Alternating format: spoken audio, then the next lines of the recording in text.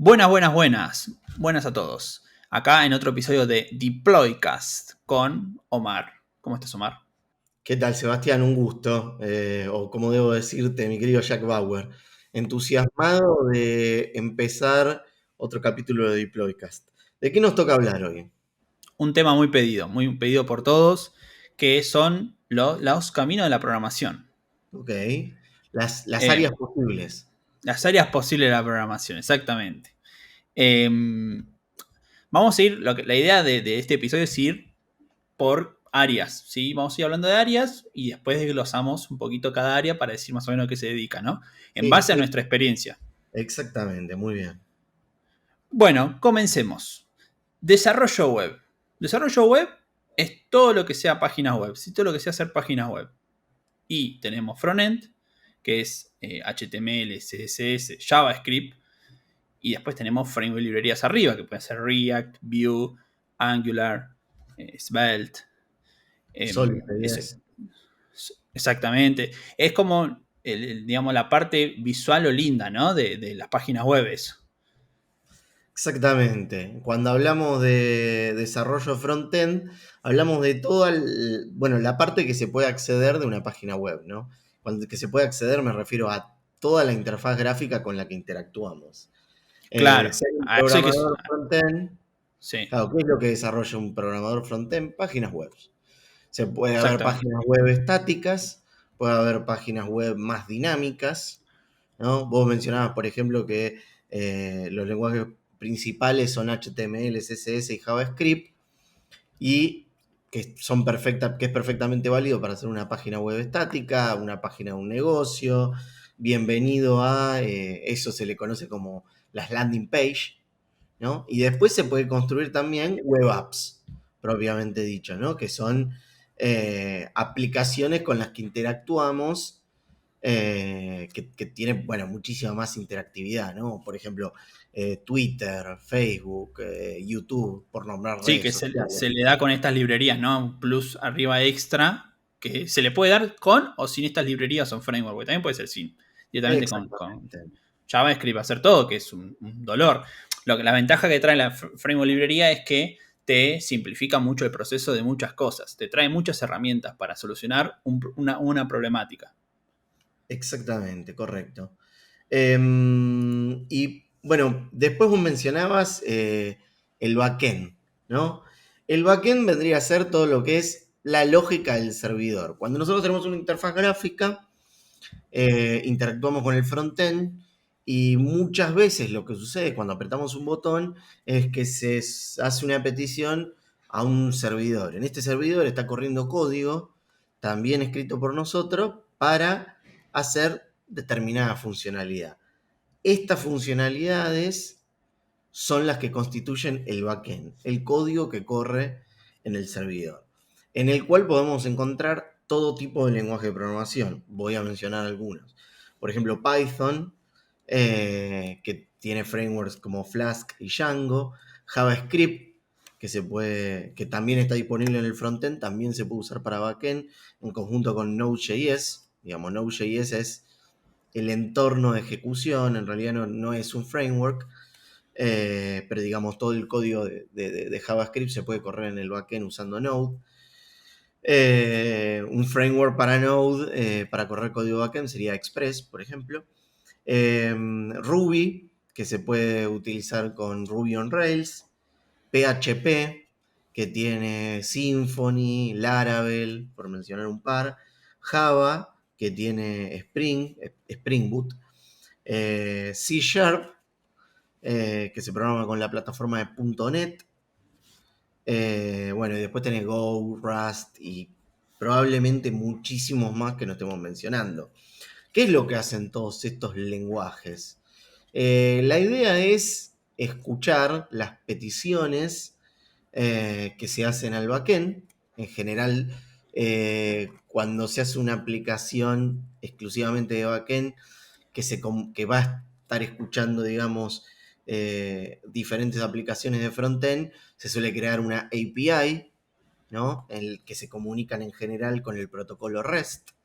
También existe el protocolo GraphQL, el protocolo RCP y recientemente el TRCP, que utiliza TypeScript para hacer una comunicación entre backend y frontend o entre diferentes nodos de backend que se comunican entre sí. Básicamente, digamos, la mejor manera de entenderlo es todo lo que ocurre cuando apretás un botón es lo que es el backend, ¿ok? O lo que sucede después, digamos. Claro, lo que no ves, básicamente. Lo que pasa que no ves. El Exacto. frontend es lo que ves. O sea, apretás un botón de la página web que querés ir al formulario de contacto. Ahí eso es frontend y te va a mostrar un formulario de contacto. Ahora, rellenar ese formulario de contacto también sigue siendo frontend, pero una vez que lo envías y le das el botón enviar, todo lo que pase después de ahí es backend. Es Exactamente. el almacenamiento, que se envíe un mail, etcétera, etcétera. Es todo Bueno, backend. exactamente, exactamente. Por ahí te llega un mail a vos diciendo, recibimos tu petición de contacto. Cuando hacemos una compra online y nos llega un mail, nos llega una notificación al celular, todo eso se maneja del lado del servidor. Bueno, y después tenemos Exactamente. la fusión de estos dos. No fusión, digamos, pero es una categoría muy común hablar de full stack. Full stack es un poco la combinación de backend y frontend. Hay múltiples definiciones de full stack. Quiero hacer una aclaración. Para algunos, full stack es aquel que puede hacer un desarrollo de punta a punta. Esto incluiría también hacer el deploy de las aplicaciones, programar, bueno, cómo se van las estrategias de testing y deploy en la nube, el entorno en el que va a ser ejecutado, las pruebas unitarias, automatizadas, etcétera, etcétera. Desarrollo full stack, para algunos, implica tener un conocimiento de punta a punta y habla de esto de un programador que puede hacer una aplicación web entera. También base de datos, ¿no? Que es el siguiente punto del que vamos a hablar. Eh, Algo que voy a agregar es cuando en una oferta de trabajo, como decís vos, buscan full stack, buscan estas dos. Pero cuando te dicen frontend, buscan solamente las tecnologías que mencionamos antes. No te buscan quizás que sepas backend. Cuando buscan exactamente. backend, buscan a una persona que solamente sepa backend, no que sepa frontend. Pero esto Sí, full stack es como una persona es una multiherramienta, por así decirlo, como un cortapluma acá en Argentina se dice. sí. Bueno, Básicamente que puede hacer de todo. exactamente. Nosotros dos somos full stack, aclaremos eso. Hacemos backend, hacemos frontend. Y es en general de lo que se habla cuando se habla de full stack, ¿no? Alguien que haga front y back. Exacto. Seguimos. Base de datos. Este está súper interesante. Voy a explicar un poco qué base de datos. Base de datos es lo que sigue después del backend. Tenemos frontend, la parte visual. Backend es la parte de interacción o lógica que pasa por detrás que nosotros no vemos. Y la base de Exactamente. datos es lo que se comunica con el backend. El backend le dice, bueno, vamos a vuelta al ejemplo del contacto, del formulario de contacto. Rellena el formulario de contacto, enviar. El backend se encarga de enviar mails, ponele. Y también se encarga de comunicarse con la base de datos para guardar los datos del contacto que se quiso registrar, para después utilizarlos para otra cosa, no importa. Pero sería el medio de almacenamiento. El medio de almacenamiento primitivo es, vamos a poner ejemplo, Excel. Excel Sí. es un medio de almacenamiento. No mucho lo considero como base de datos, pero es un medio de almacenamiento donde se almacenan datos y registros. Permitime interrumpirte con una cosa. Sí, No, nadie lo considera, digamos, un método serio de almacenamiento, no es una base de datos. Ahora, es incontable la cantidad de negocios que están respaldados por Excel para guardar todos los datos de su empresa. O sea, en la práctica, aquellas empresas que no usan un sistema donde tienen todos los datos centralizados, la realidad es que, digamos, termina funcionando como una base de datos Excel, que no es lo correcto, exacto. ¿no? Microsoft Bueno, tiene una herramienta de base de datos que es Access. Y si no, ya se puede exactamente. saltar a SQL, ¿no? Claro, hay varias herramientas, pero hay que tener en cuenta que a veces depende del negocio, ¿no? Hay un caso de negocio muy conocido, que no recuerdo el nombre, se puede buscar en internet, que es, la empresa levantó miles de millones de capital sin base de datos, usaba su base de datos un Excel, Excel de base de datos, o sea, conectaban todo su sistema a un Excel, básicamente. Una locura para los que quizás saben, pero bueno, les sirvió para el caso de negocio. Si ustedes nos dicen, bueno, vamos a profesionalizar un poco las cosas y voy a decir, no quiero más Excel, quiero ahora levantar frontend, backend y base de datos, usamos lo que vos decís, un motor o un lenguaje de consulta que es SQL, por ejemplo, que después hay distintos tipos de sistema de gestión que tenemos. Ahora tenemos SQL y no SQL, ¿no? SQL Exactamente. podría ser, por ejemplo, MySQL, PostgreSQL, SQLite. Y después tenemos NoSQL, que son las bases de datos no relacionales. SQL es relacional, NoSQL es no relacional, que son, por ejemplo, MongoDB, que son Firebase, por ejemplo. Vamos a tirar otro más cloud.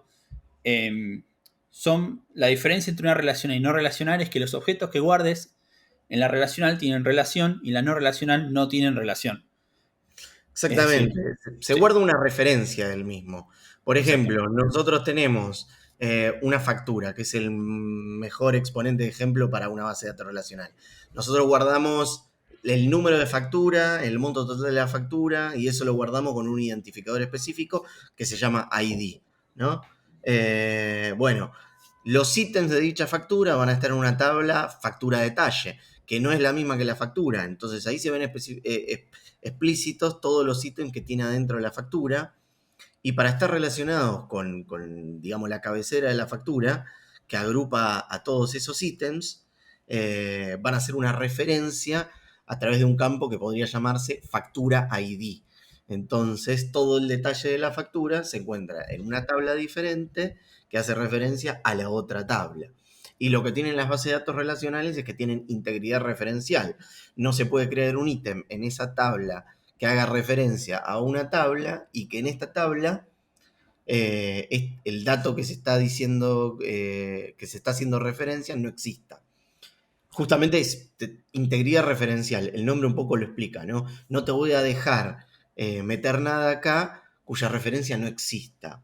Entonces mantiene la integridad en los datos. Bueno, este proceso de validación es un poco lento y por eso también existen las bases de datos no relacionales, que al no poder hacer relaciones entre registros, son muchísimo más rápidos para guardar data cruda, digamos. Un uso muy práctico se le estuvo dando en los últimos años en la industria a las bases de datos no relacionales, es guardar grandes registros de datos que incluso pueden tener diferentes estructuras entre dato y dato, que es otra ventaja que también proporcionan las bases de datos no relacionales. Alguna que también me gustaría mencionar, hay bases de datos de grafos, como Neo4j, donde las relaciones en sí pueden guardar datos, o sea que, por ejemplo, es complejo, pero, digamos, por ejemplo, las redes sociales utilizan este tipo de base de datos, tengo entendido, donde vos podés ser amigo mío y a tu vez sos amigo de otras personas, y entre nosotros hay todo un conjunto de datos que se guarda en la relación que tenemos vos y yo. Bueno, muy interesante. Sí, Eh, también tenemos base de datos vectoriales, que es el boom de ahora, que está relacionado bueno, con la inteligencia artificial, que exactamente. el básico al principio es parecido al NoSQL, no más que en vez de ser eh, en una sola dimensión, en dos dimensiones las cosas, ya Claro, porque empiezan a ser en tres dimensiones. la estructura clásica que se guarda en una base de datos suele ser, especialmente en las relacionales, que es una tabla, que son Sí. filas por columnas, un Excel como vos daba de ejemplo. En Acá cambio, en una base evoluciona, vectorial se puede guardar eh, un cubo. claro, exactamente, evoluciona un montón. Se usa para casos muy específicos de inteligencia artificial, no se usa para sistemas web comunes y corrientes. Pero bueno, Exacto. descubrieron que para relacionar cosas que son difíciles en sí de relacionar para inteligencia artificial, o los algoritmos, mejor dicho, utilizan este tipo de base de datos que simplifica mucho el trabajo. Bien, Algo correcto. importante es como decís vos, ¿qué base de datos uso al principio de un proyecto? Lo decidís en base a las cosas que como vos decías, che, necesito relacionar, necesito integridad, necesito esto, lo otro. Vemos, si vos tenés un sitio web, quizás, como decimos nosotros, que es un sitio web común y corriente, vos te guardás nomás lo de contacto, y bueno, ahí quizás el caso de uso vendría bien cualquiera de los dos, o sea, SQL, no SQL. Después eso hay que ver costo de servidor y otras cosas, quizás. Ya Exactamente. cuando Bueno, empieza a tener mucha relación, sí, SQL quizás es lo mejor. ¿y qué se logra digamos, programando dentro de base de datos? Bueno, o sea, ¿existe un programador de base de datos exclusivo? Sí, la idea de un programador que se dedica exclusivamente a las bases de datos es diseñar bases de datos que respondan a las necesidades que tienen los diferentes negocios. Están las normas de base de datos, que son como prácticas que hay que seguir para crear una base de datos relacional correctamente. Debe haber ciertos estándares para los diferentes tipos de base de datos que existen. Hay base de datos de Redis, por ejemplo, de base de datos de Caché. Y hay otros tipos más que seguro no se nos están ocurriendo en este momento. Están también, digamos, los perfiles que trabajan relacionados con base de datos, todo lo que es Business Intelligence. Business Intelligence es un área que existe en muchas empresas que consiste en analizar los datos que se tienen para crear diferentes reportes. Entonces, por ejemplo, hay ETLs, que son un ETL, es un proceso que se ejecuta de manera sincrónica, donde se programa la extracción de ciertos datos. Entonces, a veces hay base de datos que tienen alta demanda y se están entrando un montón de registros por segundo. Entonces, claro, no es viable hacer un reporte a partir de esta tabla, porque es una tabla de alta demanda que tiene miles de escrituras por segundo. Entonces, se crea un proceso, un ETL, que se va a ejecutar en medio de la noche, va a agarrar los datos que necesita, los va a copiar en otra tabla y a partir de eso se pueden crear reportes con diferentes herramientas. Por mencionar alguna, a mí me tocó trabajar con todo lo que es el ecosistema de Microsoft SQL Server, con SSIS y, bueno, Reporting Services, por ejemplo, para la generación de reportes, y SSIS para la programación de ETLs. También están los administradores de base de datos, que es un rol que también existe dentro de las empresas cuando hay base de datos muy grandes o incluso la información de una empresa no se suele guardar en una sola base de datos, sino que se guarda en múltiples. Entonces es necesario tener un rol, una persona específica que cumple la responsabilidad de ser como el de seguridad de las bases de datos y le da permisos a diferentes personas para que puedan acceder a los datos. Bueno, se encarga de eso en Sí, general. y optimizaciones y varias cosas más que por ahí un índice, a ver, vamos a suponer un ejemplo, un índice mal dado en una base de datos quizás te ralentiza el trabajo en los procesos un montón. Entonces, eso hace un encargo de base de datos básicamente. Ah, también. Bueno, muy buen punto mencionaste. Bueno, además del desarrollo web, que hoy digamos es el que centraliza la mayoría de la atención de los desarrolladores, diría yo, creo, me animo a decir que la mayoría de los programadores hoy en día son programadores web. Sin embargo, existen otros dos clientes para desarrollar. Cuando hablamos de clientes, hablamos de el lugar donde el código se ejecuta, donde vos interactúas con una aplicación. Que a mí se me ocurren a simple vista, digamos, tres. Tenés el cliente web, como podría ser una página web, el cliente mobile, como pueden ser las aplicaciones que corren en un celular, y el escritorio, ¿no? Cuando corremos una aplicación de escritorio, ya sea Windows, Mac o Linux, ahí estamos en otro cliente que vendría a ser la PC de escritorio. Bueno, además del desarrollo web y del desarrollo web, tenemos el desarrollo de aplicaciones mobile, aplicaciones móviles. El desarrollo de aplicaciones móviles se divide en dos, el nativo y el híbrido. Para empezar, vamos a explicar el nativo. El nativo es aquel, eh, digamos, que se programa con lenguajes de programación específicos para las plataformas en cuestión. Para el caso de Android se usa Java y ahora está también muy de moda Kotlin. De hecho, no de moda. Los propios desarrolladores de Android promueven Kotlin ahora como el lenguaje que recomiendan. En el caso de iOS, para aquellos que tienen un iPhone, Swift o Objective-C. Objective-C fue como el primer lenguaje de programación, después salió Swift y tengo entendido hoy que como que coexisten ambos, ¿no? Entonces, Sí. si queremos hacer aplicaciones para Android, tenemos que saber o Java o Kotlin, y si queremos saber hacer aplicaciones para iOS, podemos aprender Swift y Objective-C. Ahora es un quilombo. Contame, ¿qué soluciones tenemos si no queremos aprender cuatro lenguajes de programación? Y es que Tiene sus ventajas, sé que ahora la vamos a mencionar.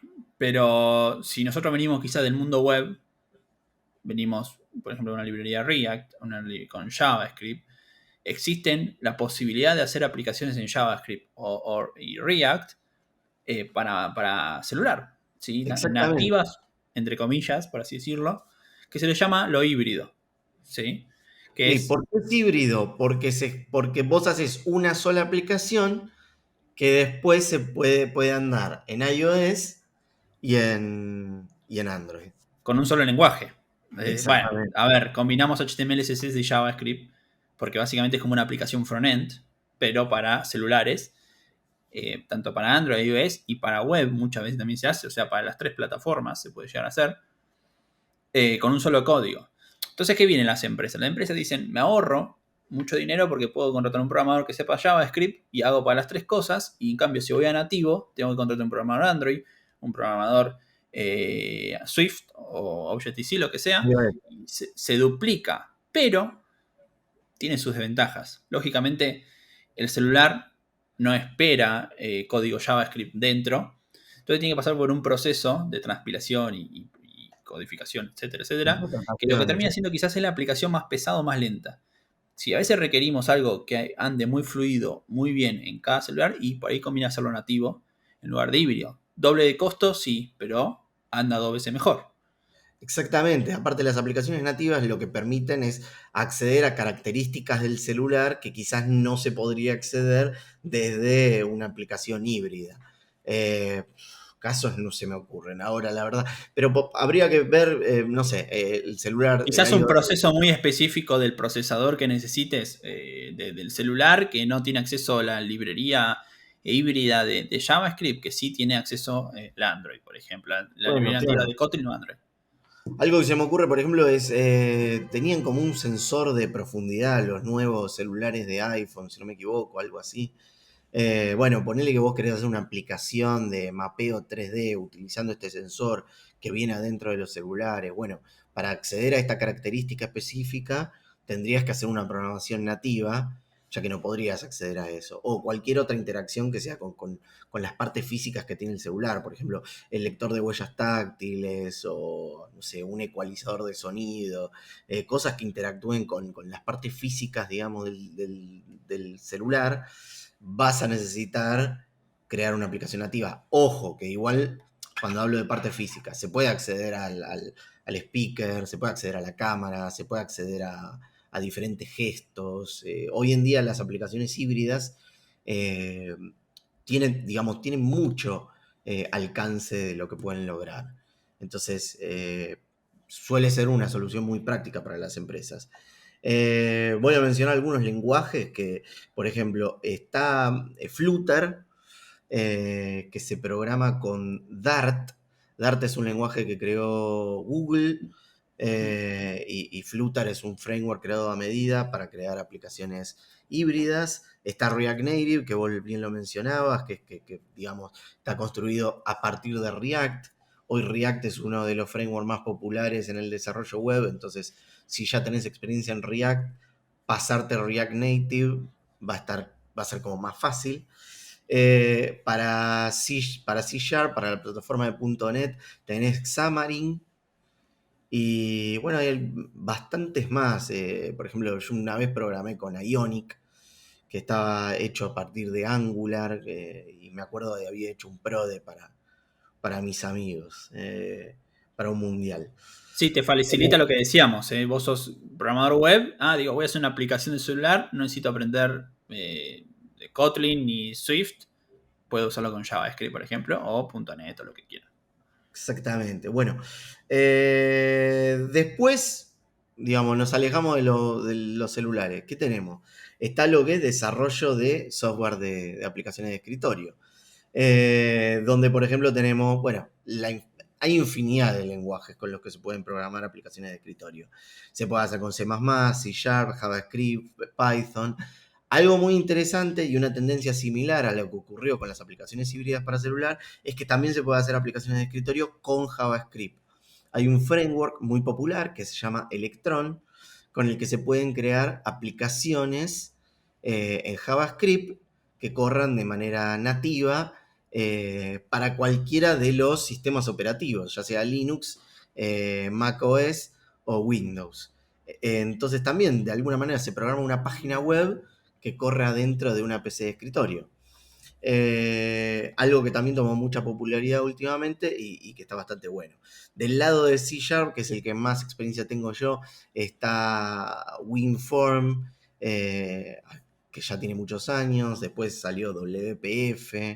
Eh, si bien hoy en día usar aplicaciones de escritorio también está en desuso, eh, ocurre algo similar que con las aplicaciones híbridas con los celulares.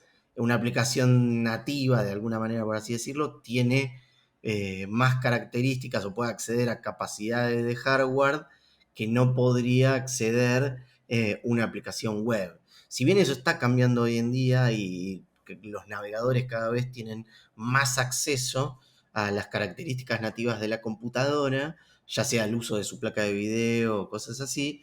Si hoy en día, por ejemplo, queremos correr una aplicación muy pesada, imagínense, no sé, una aplicación de edición de video o edición de fotos. En general nos encontramos con aplicaciones de escritorio, que están hechas a medida para las diferentes plataformas en las que se usan, ¿no? Pasa algo parecido que con las aplicaciones híbridas y nativas, ¿no? Entre el lenguaje más bajo nivel utilicemos, mejor va a ser el rendimiento en aplicaciones de escritorio. A ver, vamos a dar un ejemplo. C++ sería ideal para cualquier aplicación si fuese fácil de programar, pero la realidad es que es bastante complejo de programar por el tipo de lenguaje. Voy a aclarar algo. Bajo nivel y alto nivel difiere a qué tanto difiere del lenguaje humano. Es decir, entre más alto el nivel, más se parece al lenguaje humano, entre más bajo nivel, menos se parece. C++ es de bajo nivel, o sea, imagínense que es más difícil de programar, en cambio Python, por ejemplo, es de alto nivel. Entonces pasa lo mismo, si vos tenés una aplicación de Electron con JavaScript, quizás no puedas hacer un editor de video, quizás sí podés hacerlo, pero no, el rendimiento no va a ser óptimo. En cambio, si lo haces con C++, quizás sí el rendimiento sea mejor.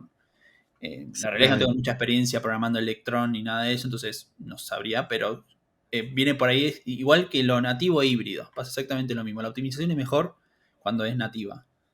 Bien. Bueno, vamos a salirnos un poco de lo que es el desarrollo corporativo y vamos a meternos en algo que es bastante divertido, que es el desarrollo de videojuegos. Disclaimer, en realidad una empresa de videojuegos vende un producto en el mercado, así que termina siendo un producto corporativo. Pero hablar de videojuegos es un poco más divertido que hablar de una aplicación, no sé, de venta, un e-commerce o algo así. El mundo de los videojuegos, digamos, también está buenísimo. Hay el lenguaje más popular con el que se programan videojuegos es C++. También es muy común usar C Sharp. También se puede usar Lua. Y existen otro tipo de motores gráficos que también te permiten usar otros lenguajes de programación. Incluido JavaScript. JavaScript también se puede. Bueno, con Unity, si no me equivoco, se puede usar tanto C Sharp como JavaScript. Sí. Un motor muy popular también, Unreal Engine, que se programa con C++. Otro que está ganando también mucha popularidad es Godot, que usa un lenguaje propio que se llama GDScript, o también puede usar C Sharp. Y tengo también acá anotado un motor que se llama Lob, ¿no? que usa Lua. Cuando uno utiliza un motor gráfico, lo que termina usando es como una especie de framework para programar, digamos, un entorno que ya ofrece un montón de herramientas para hacer un juego mucho más simple.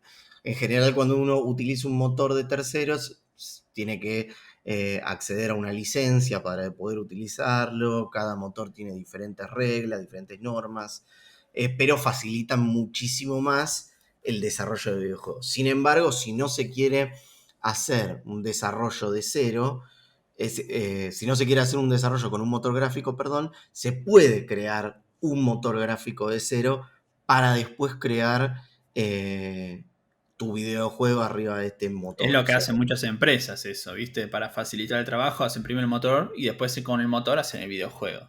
sí, bueno, No depende. todas usan Unreal, no todas usan Unity. Pero las ventajas de usar Unreal y Unity es que no tenés que perder el tiempo en el desarrollo de un motor. Y si sos una empresa de bajo presupuesto, podés agarrar un motor que ya está hecho y empezar a hacer el desarrollo del juego Exacto. directamente, ¿no? El desarrollo de videojuegos, un pequeño disclaimer que me gustaría dar.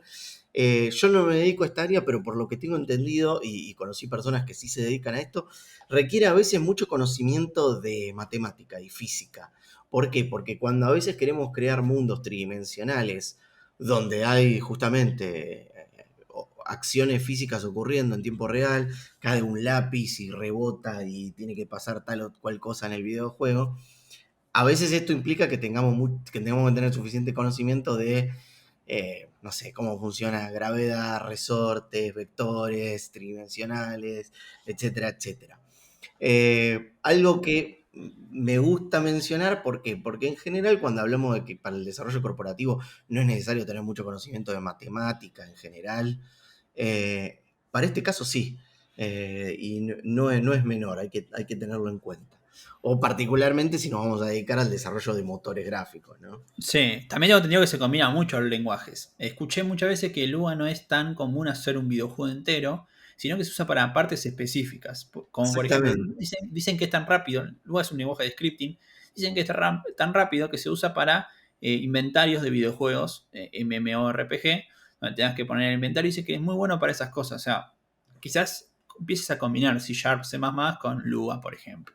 Bueno, algo que me mencionás que me vino a la cabeza, yo hace unos años jugaba Dota 2 y me acuerdo que habían sacado como una especie de plataforma para que vos programes tus propios mods o minijuegos adentro del propio juego y se programaban con Lua, ya que lo mencionás. Claro, Nunca me bueno, metí en Dota, pero bueno. Counter-Strike, por ejemplo, la versión 1.6 en adelante, si no me equivoco, se puede hacer scriptings, no en Lua, se usa un lenguaje parecido, no recuerdo el nombre exactamente, pero es parecido a C++. Entonces se puede programar scriptings para agregar cosas arriba con C++ y hacer tus propios servidores, otras cosas. Mirá qué Es interesante. famoso el Counter 1.6 por el modo zombie, donde, a ver, el Counter original es policía contra terrorista, bueno, se agregaba un modo que era modo zombie, pero todo scripteado por gente de la comunidad con C++ o este lenguaje parecido a C++, ¿no? Bien. Bueno, pasamos a otra área de la programación, una que está creciendo muchísimo en este último tiempo. Ciencia de datos, inteligencia artificial y machine learning. Eh, ¿Se puede desarrollar exclusivamente machine learning y trabajar como científico de datos? Sí, de hecho, hoy en día hay carreras de grados, carreras de grado que se dedican específicamente a esto. Si no me equivoco, hace poco leía una nota de que la UBA o ya ofrecía una carrera de científico en datos o Sí, yo estoy cursando licenciado en una ciencia de carrera, datos. así que existe. De primera Bueno, mano te lo digo. Está bueno porque está enfocado en eso, ¿no? Bueno, la ciencia de datos es tanto de carácter científico como corporativo. O sea, es una ciencia como tal, que significa programar diferentes algoritmos que detecten patrones en los datos, que detecten diferentes estructuras, poder enseñarle a una inteligencia artificial a hacer una tarea específica a partir de diferentes fuentes de datos, programar una máquina utilizando Machine Learning para que aprenda a interpretar el lenguaje humano. Ahora que estamos en el boom de ChatGPT y Midjourney y todas estas inteligencias artificiales que nos ofrecen, eh, bueno, usos espectaculares, hay que entender de que detrás de todo eso hay científicos que trabajaron para poder crear todo esto, ¿no? Nada, está buenísimo, ¿no? Es muy complejo. Acá sí que decir que hay que tener conocimiento de matemáticas se queda Sí. corto. Sí, por eso digamos, sale de lo corporativo porque es algo de carácter científico, pero también se puede utilizar para crear productos en el mercado, ¿no? Sí, Eh, a ver, quizá la gente se imagina que la inteligencia artificial es como ChatGPT. Y no es así. O sea, ChatGPT es un monstruo, es enorme. sí. No es que yo le meto una palabra y directamente después de esa palabra la inteligencia artificial va y te responde lo que vos quieras. Pasa por un montón de procesos, que es una bestialidad de cosas que hace. a lo que me refiero no es tan directa la inteligencia artificial, sí requiere varios roles, que nosotros lo mencionamos por arriba, ¿no? Pero no es lo mismo el científico de datos quizás que alguien que hace, que es data engineer, o alguien que es, no sé, MLOps, por ejemplo. Hacen todas cosas distintas, es un mundo completamente nuevo, que es el trabajo quizás de ahora, ¿no? Exactamente, sí, hay múltiples roles adentro de lo que es la ciencia de datos, vos recién mencionabas un par, está buenísimo también hablar de eso. Uno de los lenguajes muy comunes para programar inteligencia artificial es Python. Para todo lo que es ciencia de datos, proyecciones de datos, se puede usar también R, que es un lenguaje que se usa específicamente para estadísticas y cosas así. Y bueno, para trabajar después con los datos en sí, hay varias librerías, como está TensorFlow, PyTorch, Pandas, que trabaja con base de datos vectoriales. Bueno, y muchas más, ¿no? Que seguramente no estoy mencionando. Acá, digamos, eleva la complejidad comparado con todo lo que estuvimos hablando antes, y no es algo que con lo que, digamos, puedas dar tus primeros pasos de manera autodidacta. No digo que no, porque cada vez, digamos, no digo que sea imposible, porque seguramente cada vez es más fácil, seguramente hay alguien que lo está haciendo, eh, y salen herramientas que facilitan esto, pero hoy en día quienes estuvieron trabajando hasta ahora en el desarrollo de inteligencias artificiales, eh, digamos, son expertos que tienen que capacitarse muchísimo más que alguien que lo hace de manera autodidacta como yo, por ejemplo. Sí, es lo más difícil quizás para arrancar como si vos y más costoso también. Es bastante caro. Entrenar una inteligencia artificial quizás te consume una placa de video estamos hablando de quizás es 20, 30 gigas de memoria, que es un monstruo. Son Sí, placas de video puestas una abajo de la otra quizás, que no tiene una persona común y corriente en su casa. Entonces exactamente. es bastante costoso quizás. Y también después alquilar un servicio de nube también es muy costoso, ¿no? Para hacer eso. Decir, bueno, no lo hago en mi casa, lo hago en algún lado, es costoso. Bueno, siguiendo un poco con lo que veníamos viendo, ya vimos inteligencia artificial, vimos videojuegos, vimos desarrollo de escritorio, desarrollo web, aplicaciones móviles. Algo que me gustaría agregar a todo esto es que todo necesita backend. Es decir, nosotros muchas de las cosas que vimos son como, por ejemplo, desarrollo de videojuegos. Nosotros hacemos el motor de videojuegos, todo muy lindo, muy bonito, pero muchas veces necesita un backend también. A veces se conecta con APIs, otras veces no. Depende del almacenamiento quizás que use, ¿no? Del tipo de comunicación que use. Una aplicación también puede almacenar en su propia base de datos dentro del celular, pero también se puede encontrar en otras APIs para obtener datos de afuera, ¿no? Entonces es probable que quizás lo que más se necesite en todos estos también sea backend. Siguiendo un poco con esto, con todo lo que veníamos hablando, también hay parte, digamos, de programación dentro de hardware, ¿sí? Todo lo que sea electrónico, todo necesita programación. Esto se llama sistemas embebidos y programación a nivel de hardware, ¿no? Que los lenguajes, esto es fundamental, es entre más bajo nivel, mejor funcionan los hardware. Entonces, quizás un lenguaje ultra bajo nivel como Assembly es ideal para programar algo que sea a nivel hardware, C++, C, y después, bueno, entre más alto nivel, quizás el rendimiento no sea el mejor, ¿no? Exactamente. Algo que se usa mucho en esto es Arduino, por ejemplo, que es una especie de IDE o librería donde vos podés programar en C++ y eso lo pasas al microcontrolador y después haces magia con eso, qué sé yo. Vamos a dar un ejemplo de el control de automótica en la casa. ¿Sí? Queremos automatizar las luces de la casa, todo con hardware hecho por nosotros. Bueno, podemos usar C++ con Arduino y hacemos esta magia, ¿no? Se usan muchas otras cosas, como ¿no? MSU y otras cosas más para el tema de comunicación. Sí, está bueno que vos lo mencionás. Ponele que, no sé, nos queremos dedicar a la domótica, diste un gran ejemplo. En el mundo en el que nos tenemos que meter es en el de programación de sistemas embebidos y programación a nivel de hardware. Arduino es una plataforma, ¿no? Hay que mencionar que hay otras también, Mm. no es la única, pero por ejemplo, no sé, hay un proyecto que yo tengo una idea que lo quiero dejar acá por si alguno de la gente, alguno en el público lo quiere replicar.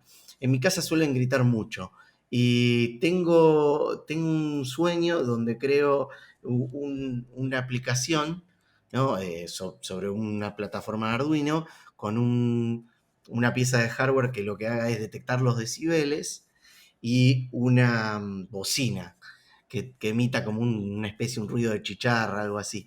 Entonces, que si sube de tantos decibeles, suene como una alarma, tipo un pip, como diciendo, habla más bajo. Y entonces conectar eso en el medio de una reunión familiar y que se jacten de que están hablando muy fuerte. Ese es Claro. mi sueño húmedo con Arduino. Eh, Eso lo podés programar en C++ si querés. Ahora mismo, si querés, ponemos después del video y nos ponemos a programar un rato bueno, con C++. está bueno mencionar que, digamos, existe también esta rama de la programación, ¿no? Donde se pueden ya crear cosas físicas, que está buenísimo. Bueno, siguiendo también algo relacionado a un tema que ya hablamos, el tema de la computación gráfica y animación, eh, que vendría a ser algo que ya hablamos, que es la programación de motores gráficos o herramientas eh, de renderización de datos, ya sea tridimensionales o en dos dimensiones, para el cual se pueden utilizar librerías como OpenGL o DirectX, que son muy comunes para el desarrollo de videojuegos y de motores gráficos, que bueno, también tienen uso científico, ¿no? La representación gráfica o el análisis de algo muy complejo. Para eso también se puede usar C++ y otros lenguajes de programación. Está bueno mencionar, ya que es un área de la programación que existe y que hay personas que se dedican a eso. Esto es muy bajo nivel todo, ¿eh? Todo esto de Sí, computación gráfica, animación, no se compara quizás con el nivel que está el videojuego, ¿no? Porque es algo como distinto, quizás por así decirlo, porque es mucho más bajo nivel, es cómo se comporta la computadora. exactamente. Eh, y siguiendo este lineamiento, también tenemos desarrollo de sistemas operativos. Desarrollo de sistema operativo es hacer un Linux, un Ubuntu, por ejemplo, hacer un Debian, hacer un Windows, por así decirlo, pero requiere programación también ultra bajo nivel como C, C++, Assembly. eh, Windows, por ejemplo, está migrando algunas librerías a Rust, así que también se puede incluir Rust en esto. Es como muy, muy bajo nivel. Sí, en sí, los sistemas operativos nosotros ya conocemos cuáles son. Bueno, iOS, que está basado en Unix. No iOS, perdón, macOS, que está basado en Unix. Linux, Windows. El objetivo de un sistema operativo es interactuar con las diferentes piezas de hardware que están conectadas a nuestra computadora, ya sean periféricos externos como monitores, teclados, micrófonos, cámaras o el propio hardware de adentro de una computadora, discos duros, placa de video, procesadores, memoria RAM, la comunicación entre todos estos dispositivos con el procesador, que es quien realiza todas las operaciones de la computadora, se hace programando, bueno, un sistema operativo. Una programación que tiene años y años en la industria, ¿no? Y a pesar de que quizás nosotros no conozcamos a nadie que trabaje en eso, eh, es indispensable para el día a día de nuestro trabajo, porque trabajamos en el entorno de un sistema operativo.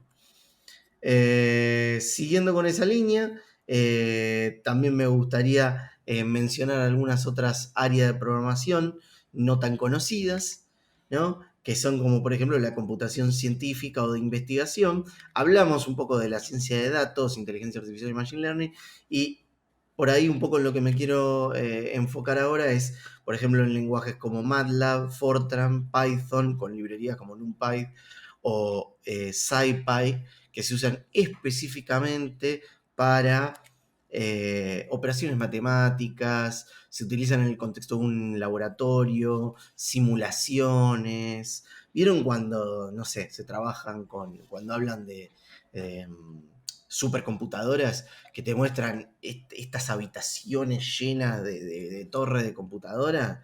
Bueno, que de repente hacen una simulación del clima, eso eventualmente lo programa alguien. Hay un programador que se dedica a la computación científica y quizás esté utilizando Python en conjunto con alguna librería para poder analizar todas las variables del ecosistema y poder hacer una simulación con todo el poder de cómputo que le va a ofrecer esta supercomputadora.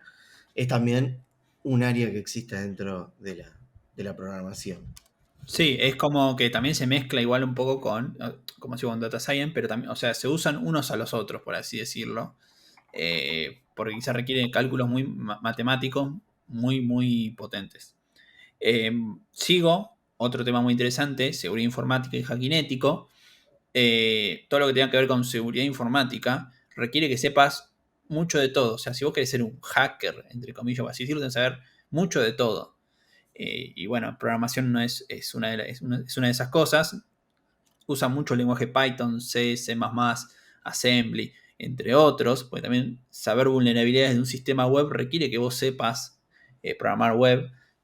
Saber vulnerabilidades quizás de una aplicación necesita que vos sepas construir una aplicación para poder capturar esas vulnerabilidades. Entonces tenés que saber Claro. con mucho de todo. Pero principalmente usan esto para crear scripts para vulnerar, ¿no? A ver, igual no quiere decir vulnerar no es algo malo. El hacking ético es muchas veces en defensa de las personas o empresas y después tenemos el hacker malo, por así decirlo. Se divide, creo que Black Hat y White Hat, creo que son. Black Hat es el malo, White Hat es el bueno. El malo es el que vulnera los sistemas para mal y el bueno es el que los vulnera para ayudar, ¿no?